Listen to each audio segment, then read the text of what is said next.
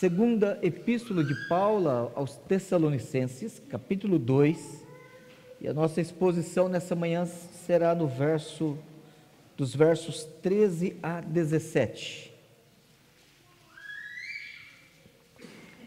Segundo Tessalonicenses 2, do verso 13 a 17. O tema do nosso sermão será as virtudes de cristãos fiéis. Ontem nós falamos sobre uma igreja que tem um modelo de fidelidade.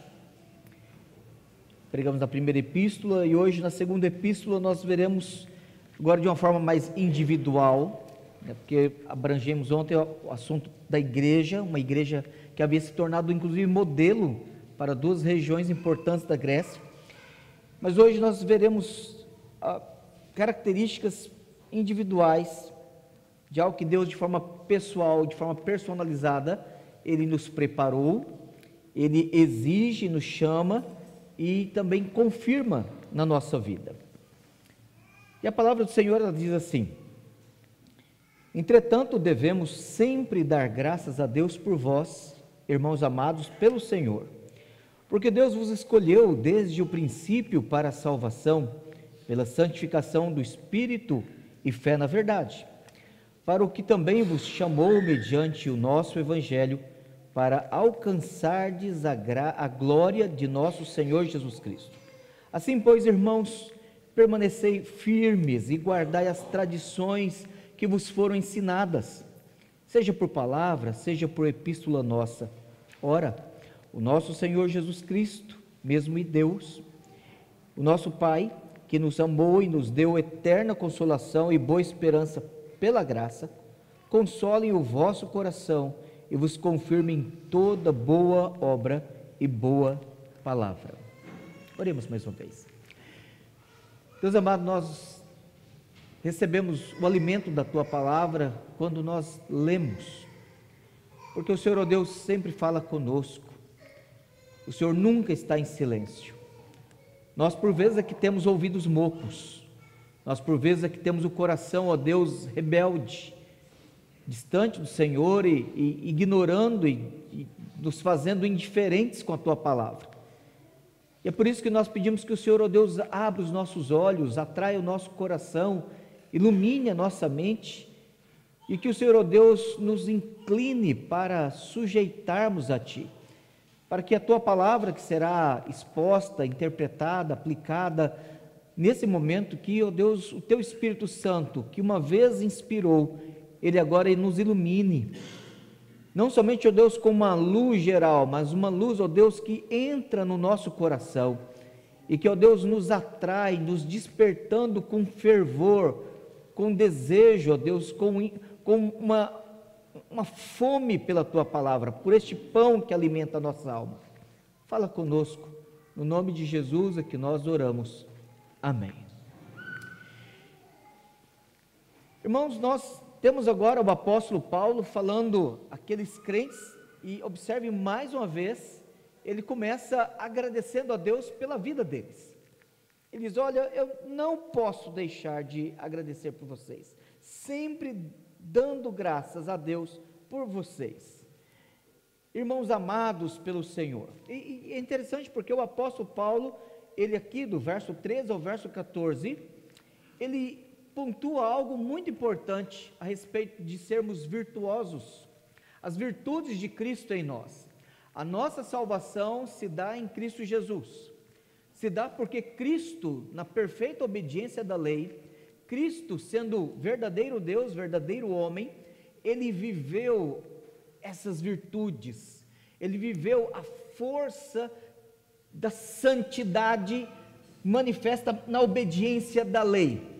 Então, quando nós falamos de virtude, nós estamos falando de força. Vamos definir virtude aqui: a força que é vivida na santidade, para fazermos as boas obras, coisas boas, aquilo que ele diz aqui no verso 7, confirmem toda boa obra e boa palavra. Uma obra, uma atitude, uma conduta, uma ação, ela só é boa mediante virtude. O que qualifica uma ação, o que qualifica uma palavra é a virtude, porque senão nós caímos apenas no mero legalismo.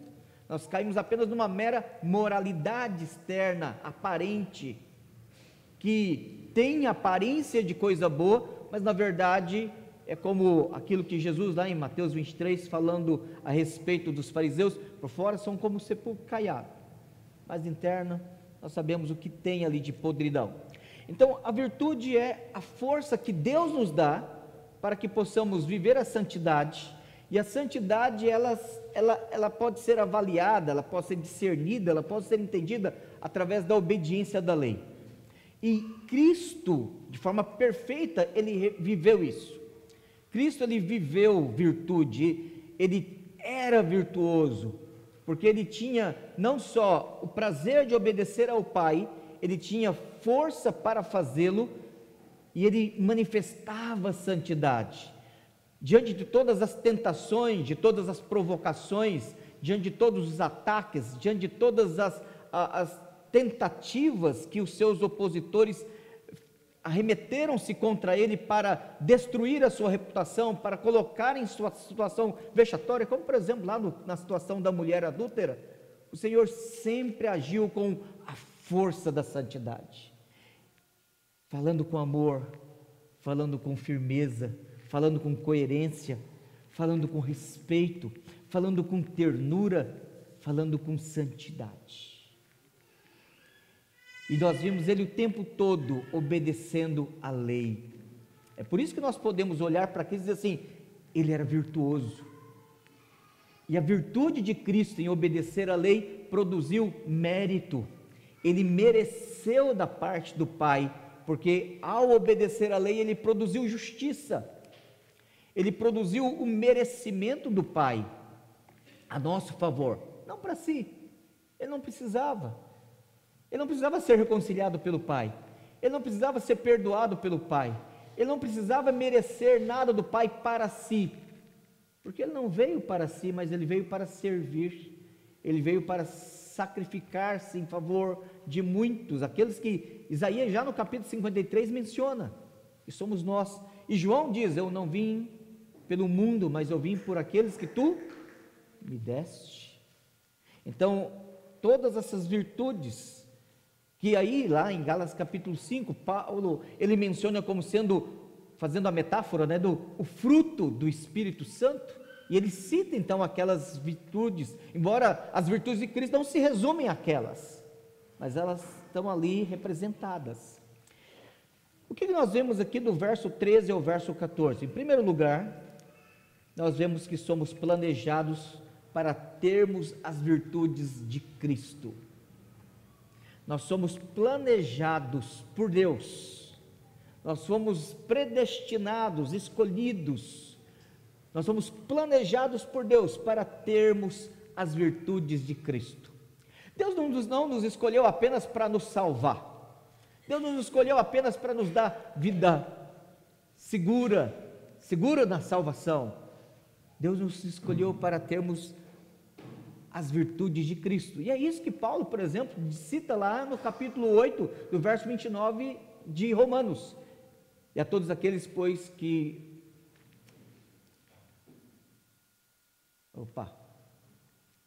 e os que de antemão conheceu, a estes também predestinou para serem conformes à imagem de Cristo.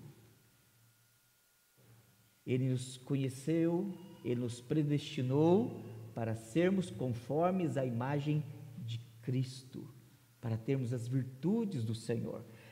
É isso que Paulo aqui no verso 13, verso 14, ele nos aponta. No verso 13, ele diz que Deus nos escolheu para a salvação, para sermos amados pelo nosso Senhor Deus e Pai. Ele nos escolheu desde o princípio para a salvação.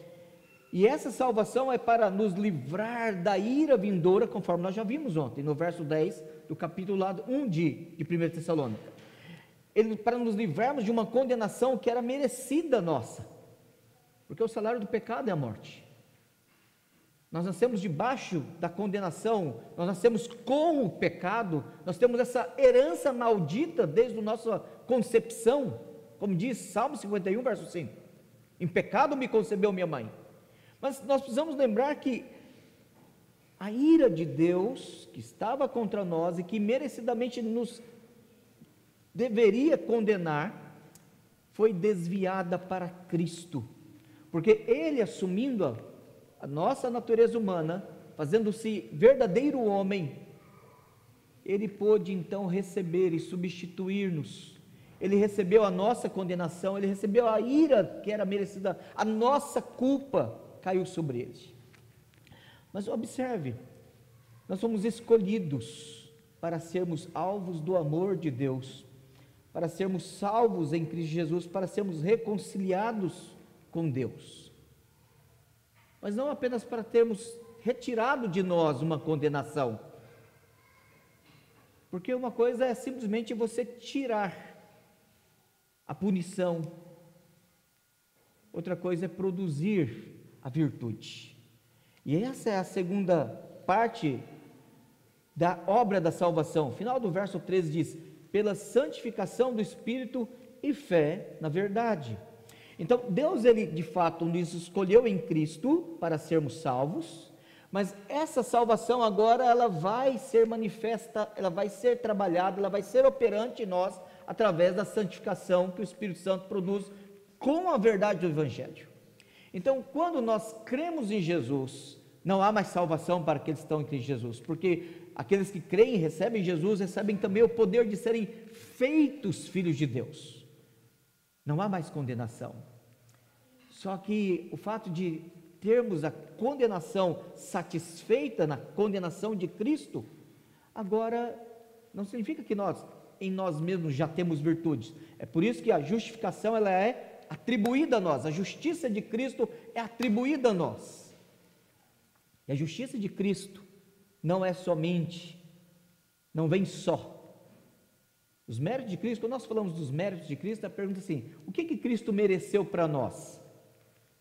Bom, já falei aqui, na primeira parte do que Ele mereceu para nós é a justiça que nos traz o perdão e nos traz reconciliação com o Pai. Mas o que mais faz parte dos méritos de Cristo? Os irmãos lembram? Quando nós falamos do mérito de Cristo, nós temos, em primeiro lugar, a justiça, porque Ele obedeceu perfeitamente à lei, e ao obedecer à lei, Ele produz justiça. Mas ao obedecer à lei, nós devemos lembrar, vamos fazer uma recapitulação breve aqui. O que é a lei? A lei é a manifestação moral da santidade de Deus. Então, a lei, em primeiro lugar, ela revela quem Deus é.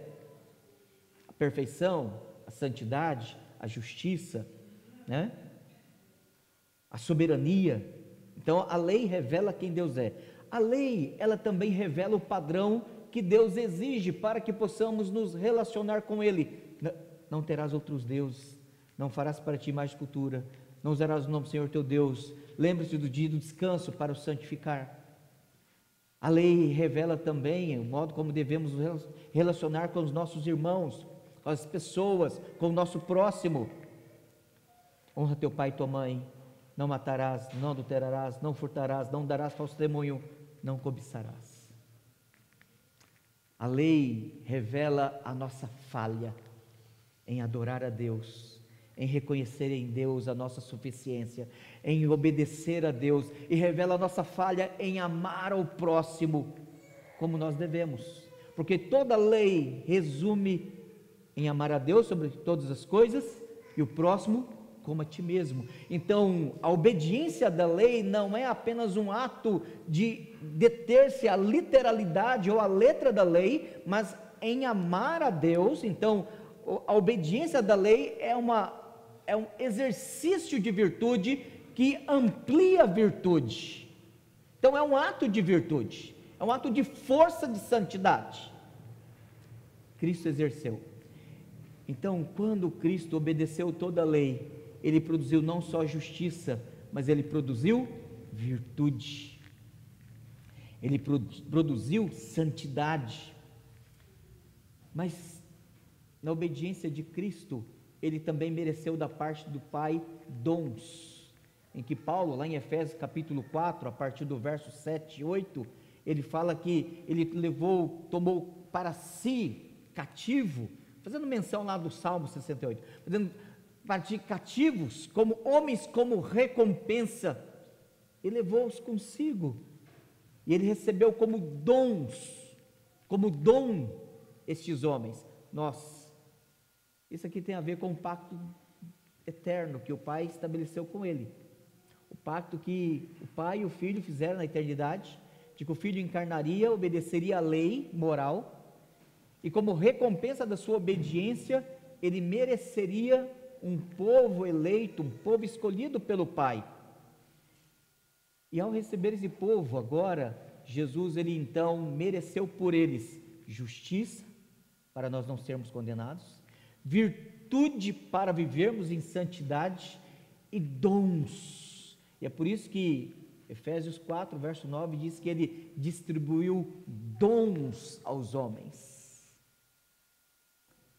Então nós temos a justiça de Cristo, nós temos as virtudes de Cristo, nós temos os dons de Cristo. É nesse aspecto que Paulo aqui, ele diz no verso 14, e ele também vos chamou mediante o nosso evangelho para alcançardes a glória do nosso Senhor Jesus Cristo. Que glória é essa?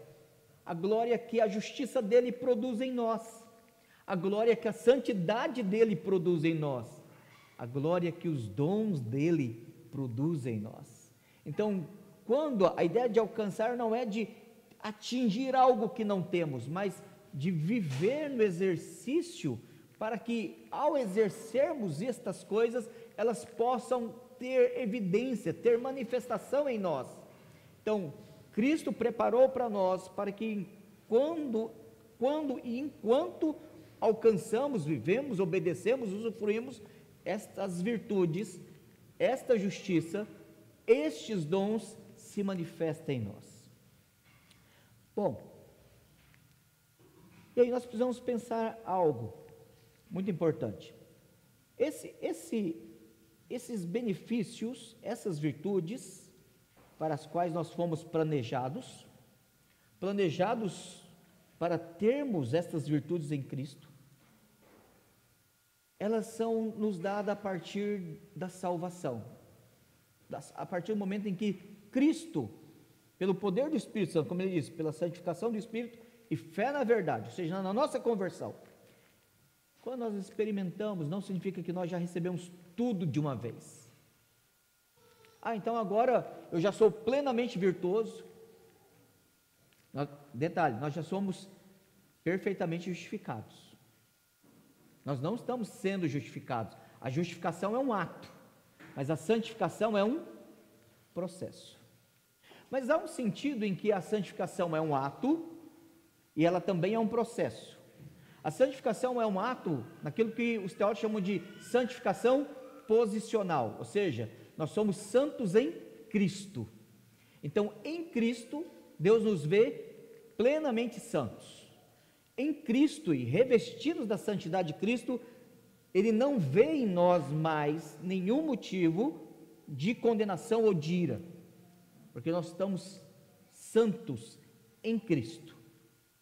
Todavia, na nossa experiência, porque fomos adotados em espírito, mas Romanos 8, 23 diz que ainda não o corpo foi adotado, e por causa disso ainda permanece em nós o pecado. Paulo em Romanos 7 diz que o pecado, o mal ainda habita em nós, e que nós precisamos então mortificar este pecado, Romanos 8 verso 12, por causa disso então nós estamos ainda num processo, nós precisamos ainda recorrer às virtudes de Cristo, nós precisamos exercer essas virtudes, nós precisamos vencer os nossos desejos pecaminosos, nós precisamos vencer as tentações, nós precisamos afrontar e resistir ao diabo e devemos fugir das tentações. Mas o apóstolo Paulo, em Filipenses, para ilustrar um pouco mais isso, capítulo 3, do verso 12 ao verso 15, ele fala dessa santificação que é completa, posicional, ou seja, nós somos santos em Cristo, e somos chamados de santos, mas não porque não pecamos mais, mas porque estamos em Cristo. Todavia, na nossa experiência, no nosso dia a dia, nossos pensamentos, nas nossas palavras, na nossa conduta, nas nossas ações e por vezes reações. No nosso lar, dentro da nossa família, com os nossos filhos, às vezes fazendo nossos afazeres, nossas coisas diárias, nós pecamos. Na motivação, na forma, no objetivo, nós pecamos e pecamos muitas vezes.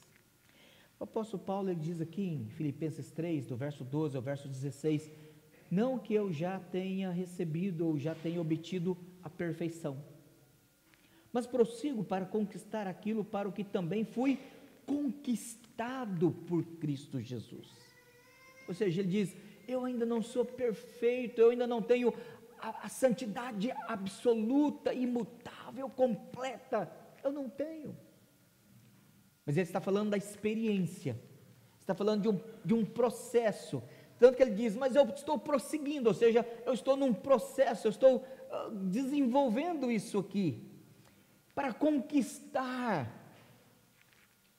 aquilo para o que também já fui conquistado, ou seja, em Cristo já há uma santidade perfeita, posicionalmente em Cristo, tanto que ele vai voltar isso no verso 16, e ele continua, irmãos, quanto a mim não julgo havê-lo alcançado, que seria hipocrisia, e João diz, 1 João diz, se alguém disser que não tem pecado, chama Deus de mentiroso, tanto que para mim, irmão, não julgo havê-lo alcançado, mas uma coisa faço, esquecendo-me das coisas que para trás ficam e avançando, a nova ideia de progressividade, para as que diante de mim estão, prossigo para o alvo, para o prêmio da soberana vocação de Deus em Cristo Jesus, pois todos, mas olha só o verso 15, que interessante, pois todos que somos perfeitos, mas peraí, ele falou que não é, que está prosseguindo, que ainda não alcançou, na experiência, mas nós que somos perfeitos, posicionados em Cristo, que estamos em Cristo, nós somos eleitos em Cristo, amados em Cristo, chamados em Cristo, convertidos em Cristo, santificados em Cristo, justificados em Cristo, glorificados em Cristo, nós já temos estas coisas todas em Cristo, é por isso que Paulo em Colossenses 3 diz que vocês que já morreram em Cristo e vocês que já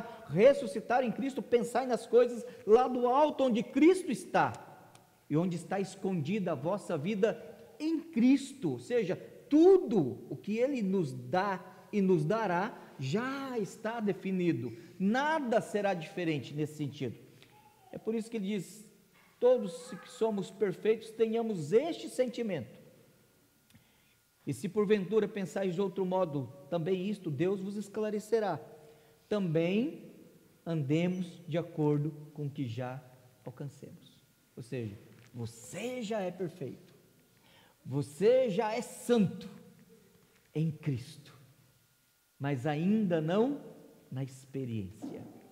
Ficou claro isso aqui, irmãos? Então voltemos lá para Tessalônica, 2 Tessalônica, capítulo 2, verso 14, para o que também vos chamou, ele chamou para o quê? A que se refere aqui? Para o exercício das virtudes de Cristo.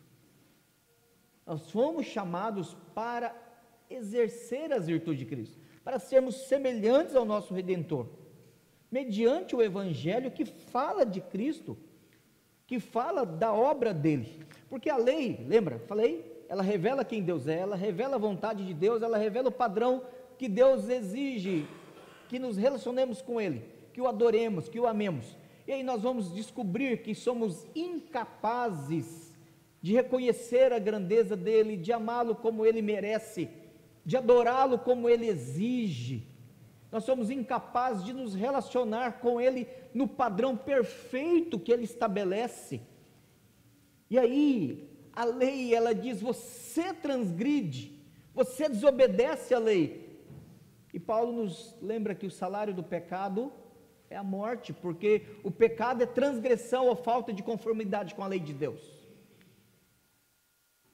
Se a lei parasse aí, seria motivo de desespero para nós.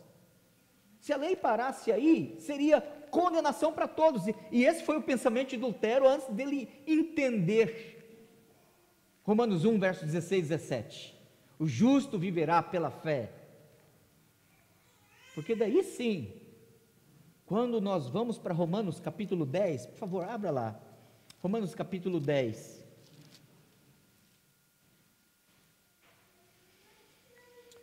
Verso 1 ao verso 4. O apóstolo Paulo, ele aqui está falando, capítulo 9, 10 e 11, a respeito das promessas feitas ao Israel. E aqui do verso 1 ao verso 2, o apóstolo Paulo fala que aqueles que eram descendentes, segundo a carne de Abraão,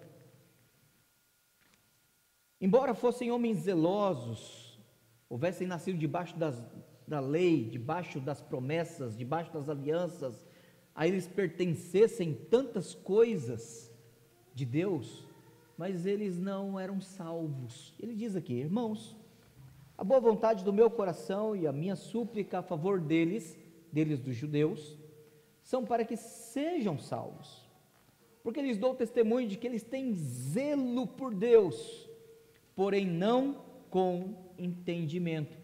Qual entendimento lhes faltava? O entendimento do Evangelho. E ele continua: porquanto desconhecendo a justiça de Deus. Como é que nós conhecemos a justiça de Deus? Paulo já tinha falado no capítulo 4, 5 e 6 de Romanos.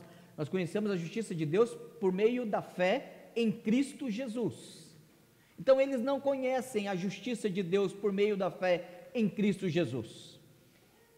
E procurando estabelecer a sua própria justiça, ou seja, eu vou fazer o meu melhor, eu vou me esforçar para obedecer a lei, eu vou tentar viver as virtudes, a minha boa moralidade, eu vou fazer de tudo para merecer ser aceito diante de Deus. Só que seguindo esse raciocínio, não se sujeitaram à justiça que vem de Deus. E aí nós sabemos que aqueles que se esforçam por fazer-se merecidos por si mesmos, acabam na verdade transgredindo a lei, desobedecendo a lei e recebendo a condenação da lei. Porque a salvação não é por obras, mas pela graça. E no verso 4, o apóstolo diz assim: porque o fim da lei, aqui fim não é término, não é cancelamento. A palavra fim aqui significa finalidade, objetivo, o propósito, porque a finalidade, o propósito da lei é Cristo, para a justiça de todo aquele que crê. Ou seja, a lei revela quem Deus é, a lei revela a santidade, as virtudes, os atributos de Deus, a perfeição de Deus, a lei revela o modo como Deus merece ser adorado, como Ele exige que nos aproximemos para obedecê-lo. A lei exige que nós o amemos acima de todas as coisas e ao próximo como a nós mesmos, mas a lei vem e revela a nossa falha, a nossa incapacidade, a nossa limitação, a nossa imperfeição. E a lei então, consequentemente, precisa sentenciar a morte sobre nós. Se parasse aí, como eu disse, seria motivo de desespero. Todavia, a lei não para nesse momento, a lei aponta para Cristo. A lei diz: veio alguém, ou melhor, viria alguém, porque ela estava apontando para o futuro. Virá alguém que poderá obedecer à lei, Cristo. E aí toda a lei cerimonial, toda a lei civil, ela apontava para Cristo. Quando Cristo veio, Ele cumpre toda a lei, Ele satisfaz toda a lei, Ele produz virtude, Ele produz dons, e agora nós podemos nele, por causa dele, receber o que Ele preparou para nós. Voltando lá em 2 Tessalonicenses, capítulo 2, verso 14. Ele vos chamou, mediante o nosso evangelho, porque enquanto a lei termina dizendo que nós estamos condenados, mas precisamos olhar para Cristo, o evangelho diz: se vocês olharem para Cristo, se se você se arrepender do seu pecado, da sua autossuficiência, da sua justiça própria, do seu orgulho, o orgulho este que Deus resiste, que Deus resiste ao soberbo, e se humilhar sobre a poderosa mão do Senhor, a mão do Senhor não está encolhida, de modo que não possa salvar. E aí Deus nos chama a receber o Senhor Jesus, e ao receber Jesus, nós não estamos apenas recebendo um nome, nós estamos entrando numa relação pactual com Ele. A salvação é uma relação pactual. É por isso que, por exemplo, lá em Efésios capítulo 5, Paulo compara o casamento de um homem ou mulher, obviamente, com a união de Cristo com a igreja. E uma situação característica do casamento é que a união de um homem e mulher, numa relação matrimonial, é uma relação pactual, é um pacto. Então, ao entrar numa relação com Cristo, nós estamos também entrando numa relação pactual. Tu és o meu Deus e eu serei seu. A minha vida lhe pertence. Tudo eu vou fazer para lhe agradar. Tudo, Senhor, estará cuidando de mim, porque agora em diante há uma relação de aliança entre mim e a minha descendência.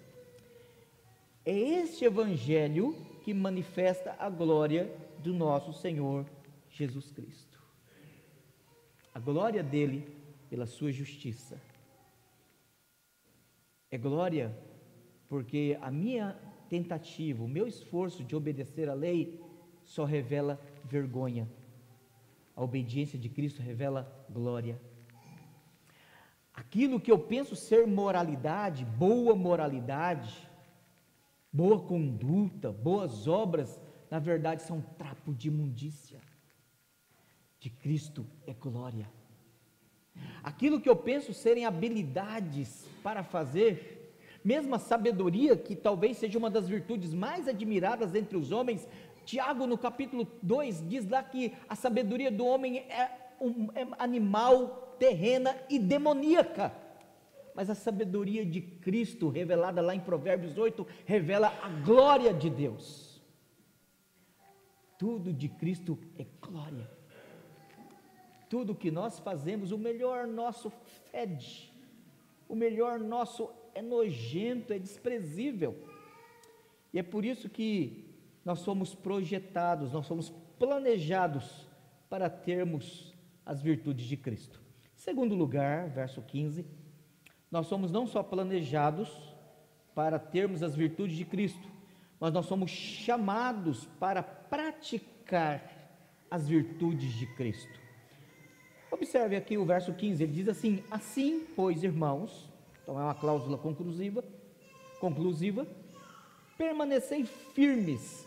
É interessante como que a Escritura, ela constantemente nos chama a termos solidez, convicção, firmeza, compromisso. Isso faz parte das virtudes de Cristo em nós. Pessoas que ficam oscilando, que ficam mudando de opinião toda hora. Qual que é a sua opinião? Não, foi o último livro que eu li. Que se influenciam com toda sorte de doutrina. Paulo reclama e reprova os crentes de Éfeso. Abra lá no capítulo 4, por favor.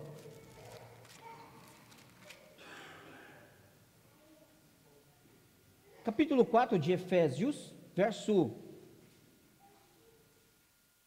13 e 14, ele diz assim: até que todos cheguemos à unidade da fé e do pleno conhecimento do Filho de Deus, a plena varonilidade à medida da estatura da plenitude de Cristo. Ou seja, nós somos planejados para sermos virtuosos como Cristo, maduros como Cristo, a termos o padrão de Cristo. E ele continua no verso 14: para que não mais sejamos como meninos, agitados de um lado para o outro, e levados ao redor por todo o vento de doutrina, e pela artimanha dos homens, e pela astúcia com que induzem ao erro. Abra, por favor, volte lá, 2 Tessalonicenses capítulo 2, olha só o que ele diz aqui no início do verso 2, 2 Tessalonicenses 2, verso 2. Olha o que ele diz aqui: aqui não vos demovais da vossa mente. Ou seja, o apóstolo Paulo tinha ensinado essas coisas para eles. E Paulo diz assim: gente, nós ensinamos para vocês, vocês já esqueceram? Vocês já deixaram de crer nessas coisas? Vocês não colocaram a consideração da importância que é esse ensino para vocês? Vocês já... Ou seja, ser leviano, ser alguém que ouve e não dá valor, ser alguém que aprende e não persiste, ser alguém que conhece e não amadurece, ser alguém que tem contato com a verdade e por ela não é permanentemente transformado para que continue crescendo de grau em grau, de graça em graça, isso é visto na Escritura como sendo algo reprovado em nós. Não vos demovais da vossa mente, ele ainda diz com facilidade, nem vos perturbeis, quer por espírito, quer por palavra, quer por espírito, epístola, como se procedesse de nós, supondo tenha chegado o dia do Senhor. Que é isso? Como se diz assim, mas se já mudou de opinião, hoje eu sou um calvinista, creio na graça, daqui a pouco, não, mas aí, não, eu creio na inerrância, mas, nós cremos, convicção, firmeza, é isso que Paulo está dizendo aqui, permanecei firmes. O apóstolo João, nas suas epístolas, ele louva a Deus porque os seus filhinhos permaneciam na verdade, e isso era motivo de alegria para ele. Como é bom a gente evangelizar, discipular, acompanhar irmãos, pastorear irmãos, e aí você, às vezes perde contato com ele, porque às vezes ele muda. No caso do pastor João, que já está aqui há 26 anos, 26, aqui quem muda são os mesmos, não é o pastor, né? Mas quando o pastor que muda de igreja, às vezes você reencontra essa ovelha anos depois, como é prazeroso você ver assim, como é que você está falando? Estou firme, agora eu virei diácono, agora eu sou presbítero, eu sou professor de escola dominical, ou eu tenho estudado doutrina, eu tenho discipulado, eu tenho evangelizado outras pessoas, eu tenho sido um instrumento de Deus para atrair pessoas para a igreja. E você fala assim, nossa, quando eu lembro você 10, 15, 20 anos atrás, você era uma pessoa tão tímida, tão insegura em algumas doutrinas, e olha no homem ou na mulher, virtuoso, virtuosa, firme, produtivo, laboreante, que se tornou um instrumento tão precioso nas mãos do Redentor. Irmãos, não há maior recompensa que essa para o nosso trabalho. Paulo, ele diz, permanecei firmes, não se deixe levar por vento de doutrina, não se deixe levar por artimanhas de homens que querem induzir você ao erro, não se deixe levar por modismo. Se nós voltarmos os nossos olhos, aqueles que têm aí talvez mais de 30 anos de conversão, final da década de 80 para cá, desculpa a expressão, quanta porcaria teológica, quanta doutrina demoníaca, doutrina de demônios surgiu no meio evangélico aqui no Brasil, muita coisa vinda de fora, é verdade, dentro de ouro, cair no espírito, urrar no espírito, gargalhar no espírito, até, desculpa a expressão aqui, vômito do espírito, coisas bizarras, unção de leão, maldição hereditária, maldição não sei das quantas, aquela agora cobertura espiritual, e às vezes a gente vê gente, quando você fala, o cara se converteu, está vivendo uma igreja pentecostal, neopentecostal, e ali já está naquele movimento lá, você fala assim, não, nunca tiveram acesso a uma pregação mais pura do evangelho. Mas o que estranha, às vezes você vê presbíteros, pastores da nossa igreja, com ânsia de fazer a igreja crescer da noite para o dia, com ânsia de fazer a arrecadação aumentar, com ânsia de melhorar o salário, com ânsia de ter fama e outras ganâncias que não glorificam e que não revelam as virtudes de Cristo, se vendendo para esse tipo de coisa. E aí nós vemos que eles não permaneceram firmes, porque isso é algo perigoso. Mas há um segundo detalhe que ele fala aqui a respeito de nós praticarmos as virtudes de Cristo. Guardar as tradições que vos foram ensinadas. É importante nós observarmos aqui que quando Paulo ele usa a palavra tradição, ele não está falando apenas de usos e costumes, apenas de práticas litúrgicas ou ele está falando de guardar. A palavra tradição, significa a ideia de preservar, receber, preservar e transmitir a verdade. A palavra tradição aqui tem a ver com o Evangelho. Guarde as tradições, ou seja, guarde aquilo que você recebeu, aquilo que você aprendeu, aquilo que você está vivendo e transmita. Paulo diz a Timóteo, transmita a homens fiéis, homens crentes, a pessoas que realmente crerão. A ideia de tradição tem a ver, a igreja romana, ela tem vários significados para a palavra tradição. Martin Chemnitz, que foi contemporâneo de Martim Lutero, né? Foi um dos 3 Martinhos lá da Reforma. Tinha o Martim Lutero, conhecido de todo mundo aí, o Martin Bucer, que foi ser um reformador em Estrasburgo, que teve muita influência sobre Calvino, mas tem um terceiro Martinho que é menos conhecido, que é o Martin Chemnitz. Martin Chemnitz, ele foi muito responsável por refinar a teologia luterana. Muita coisa que hoje tem no luteranismo é desse terceiro Martinho, não é do primeiro Martinho Lutero.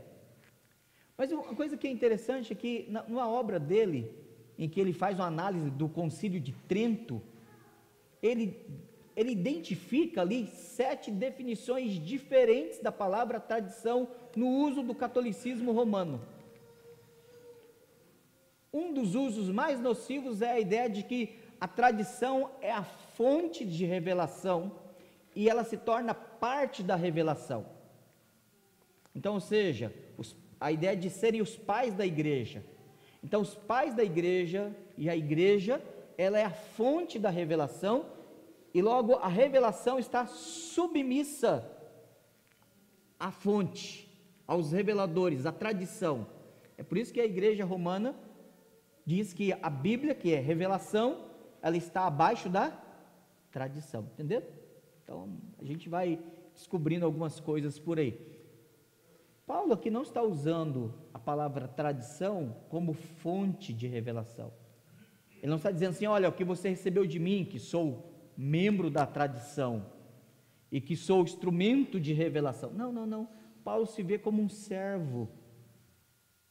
Ele não se vê como a fonte de autoridade, mesmo porque ele também se faz submisso a essa mesma revelação. Gálatas 1, ele diz, mesmo que um anjo viesse do céu, ou nós vos pregasse outro evangelho, que vá além desse daqui, que seja anátema.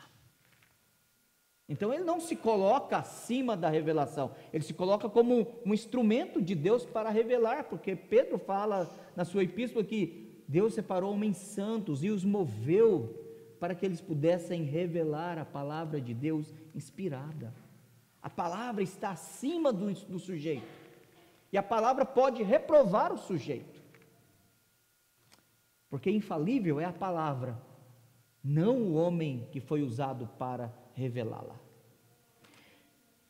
Paulo ele diz aqui, guardai as tradições, ou seja, guardai o evangelho, a prática do evangelho, a obediência do evangelho que vos for ensinada, seja por palavra, ou seja, quer nós tenhamos ensinado vocês pessoalmente, viva voz, ou vocês já tenham aprendido por meio dessas epístolas que Deus tem registrado. Permanecer firmes, guardar essas tradições, viver aquilo que foi ensinado a eles, sabendo que o que foi ensinado 1 Tessalonicenses 2, verso 13, Paulo já havia dito a eles: outra razão ainda temos nós para incessantemente dar graças a Deus, é que tendo vós recebido a palavra que de nós ouvistes, que é de Deus, acolhestes não como palavra de homens, e sim como em verdade é a palavra de Deus, a qual com efeito está operando eficazmente em vós os que credes. É a palavra de Deus. Crer na palavra de Deus, submeter a palavra de Deus. Guarde esta tradição. Não mude. Em terceiro lugar, nós somos confirmados na consolação das virtudes de Cristo. Nós somos confirmados na consolação das virtudes de Cristo. O verso 16 a 17, a palavra de Deus diz assim: o nosso Senhor Jesus Cristo mesmo, seja Ele mesmo, e Deus, o nosso Pai, que nos amou e nos deu eterna consolação e boa esperança pela graça. Por que que nós somos confirmados na consolação das virtudes de Cristo? Porque aqueles que tentam merecer a salvação por si mesmo, aqueles que tentam estabelecer um padrão de moralidade por si mesmos, aqueles que tentam estabelecer uma espiritualidade, uma piedade para si mesmos, nunca têm paz. Nunca tem paz. O indivíduo que quer crer que ele é capaz de obedecer, ele nunca é capaz, ele não consegue. Lembra da mulher adúltera? Da mulher samaritana, João capítulo 4. A primeira conversa dela com Jesus, a primeira abordagem dela com Jesus foi uma abordagem moralista. O senhor é homem, o senhor não pode conversar comigo, né? Até aquele momento, em tese, eram dois anônimos. Em tese, Jesus não deveria saber nada dela, se ele fosse um homem comum, e ela não sabia quem era Jesus, a não ser pela vestimenta dele, talvez pelo biotipo dele, e ao falar, pelo sotaque dele, ela dizia: você é judeu. E naquele momento, aquela mulher que tinha uma vida reprovável, uma vida vergonhosa, uma vida que lhe impedia inclusive de tirar do poço de água, da água do poço do centro da cidade, e ela tinha que sair cerca de 1 quilômetro fora da cidade, para pegar água lá onde os animais bebiam, que era considerado água imunda inclusive, porque ela era vista como imunda pela cidade, e ela estava no lugar dela, segundo a moralidade dos samaritanos. Mas naquele momento, aproveitando-se da aparente ignorância do contexto, esse homem não é daqui, ele não sabe por que eu tenho que buscar água aqui, esse homem não é daqui, ele não sabe quem sou eu, e aí ela se impõe com aquela falsa moralidade: o senhor não sabe que não é bom a gente estar conversando com o outro? O que as pessoas vão pensar de nós dois? A quem conhecia ela na cidade não ia achar nada de estranho, porque ela já estava no 7º homem e aquele ainda não era dela. Mas Jesus sabia quem ela era. Jesus conhecia o coração, a vida e a história dela. O padrão moral que ela queria estabelecer para si não convencia nem ela mesma. Mas quando Jesus começou a apertá-la um pouco mais, o que ela fez? Ela mudou para a área da moralidade, ela foge para a área da espiritualidade. Não, mas eu sou uma adoradora, o meu povo é um povo adorador do Deus. Vocês judeus dizem que tem que adorar lá em Jerusalém, mas os nossos pais, a nossa tradição, ou seja, a gente guarda, é uma forma até de honrar os nossos antepassados, nós adoramos neste monte, aqui em Gerezim. Aí qual foi a resposta de Jesus para ela? Virá um tempo que nem em Jerusalém, nem aqui, mas aqueles que adoram a Deus em espírito e em verdade. Ou seja, é necessário que você adore a partir daquilo que o Espírito Santo faz em você. E é necessário que você adore a Deus de acordo com o que Ele prescreve na sua palavra. Você não está cumprindo a primeira tábua da lei, as tábuas da lei. Você não está cumprindo o propósito de obedecer a Deus perfeitamente. Você não está cumprindo o objetivo de glorificar a Deus perfeitamente. Ninguém. Paulo já disse, nós lemos agora há pouco em Romanos 10, os judeus com zelo, sem entendimento, tentam estabelecer a sua própria justiça diante de Deus. É impossível, meus irmãos. Isso traz tormento, porque se não for o padrão de Deus, nós vamos ter a culpa sempre nos acompanhando, a vergonha sempre nos acompanhando.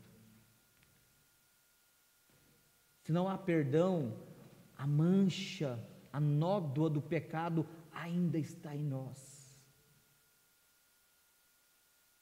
Nós ainda fedemos, trapo de imundícia. Nós ainda somos vistos na feiura que o pecado é, porque nós não nos livramos dele e temos ainda o pavor da morte, porque há uma ira vindoura, a angústia. Nós temos várias histórias de homens que negaram Deus, que negaram o Evangelho, que blasfemaram contra Cristo e que no leito da morte agonizaram, ou blasfemaram mais ainda, ou desesperaram-se. Mas a palavra de Deus diz que em Cristo Jesus, Ele nos amou. Ele nos amou antes da fundação do mundo. Ele manifestou o seu amor, fazendo com que nós ouvíssemos a sua doce voz, para que pela graça nós pudéssemos ser alcançados e pudéssemos ouvir: não há mais condenação. E termos uma consciência tranquila de que em Cristo as coisas velhas já passaram e eis que tudo se fez novo. De que em Cristo eu sou nova criatura. De que em Cristo eu não tenho mais a minha consciência perturbada pelo meu pecado, eu não tenho mais o tentador diante de mim, apontando um dedo no meu rosto, dizendo: imoral, hipócrita, adúltero, mentiroso, falso. Porque o sangue de Cristo me perdoa de todos os meus pecados. Eu tive as minhas vestes lavadas no sangue do Cordeiro. Eu tenho consolação de saber que alguém morreu a morte que eu deveria morrer, para que a justiça dele me revestisse. Spurgeon certa vez diz que nós somos como mendigos, mas ainda mendigos, mas agora trajados nas vestes reais do Redentor, e podemos tomar assento à mesa dele e celebrar comunhão com ele, para que, consolado o nosso coração, agora sim não tenhamos mais que fugir da presença de Deus, não tenhamos mais que inventar subsídios para nos justificar diante de Deus, mas de acordo com a palavra, de acordo com as virtudes de Cristo, a justiça de Cristo, os dons de Cristo, nós sejamos confirmados em toda boa obra e toda boa palavra. Nós podemos fazer, nós podemos obedecer, nós podemos viver, sabendo que Cristo vive em mim e não mais eu. Que é pela santidade de Cristo, que é pela justiça de Cristo, é pelas virtudes de Cristo, porque nós somos planejados para termos essas virtudes, nós somos chamados para praticarmos essas virtudes, nós somos confirmados com consolação nestas virtudes, para saber que não há mais motivo de tormento, de medo, que nós podemos viver e estamos preparados para morrer. E aí eu quero encerrar a leitura de Romanos 14, verso 7 e 8.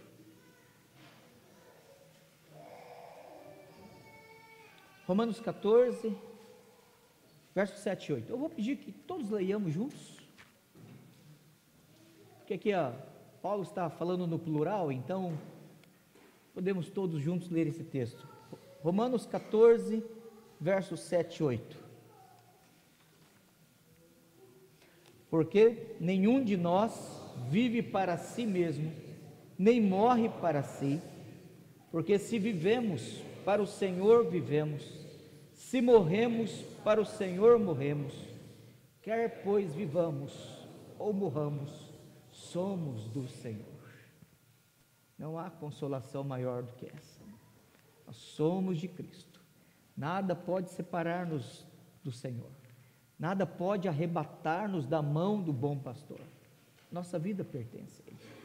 Quer coisas boas, quer coisas ruins nos aconteçam, quer coisas que tragam alegria e satisfação, ou situações de dor e angústia, nós temos consolação nele, porque sabemos que nós somos do Senhor. Amém.